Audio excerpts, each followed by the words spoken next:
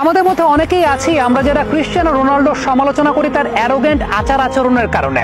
কিন্তু আপনি কি জানেন 2011 সালে যখন ইউরোপের গোল্ডেন বুট CR7 জিতেছিলেন, পরবর্তী সময় 2017 সালে সেই গোল্ডেন বুটটাকে তিনি নিলামে তুলেছিলেন এবং নিলামে তোলার মাধ্যমে 1.2 মিলিয়ন পাউন্ড আয় হয়েছিল।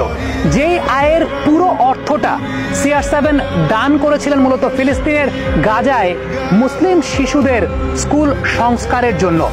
এই যে এই ধরনের আত্মনিবেদনের জায়গাটা, কিংবা একজন ফুটবলার তার ফুটবল খেলার বাইরেও এরকম কর্মকাণ্ড করছেন, এগুলো কিন্তু প্রত্যেকের জন্য একটা অনুকরণীয় দৃষ্টান্ত। শুধুমাত্র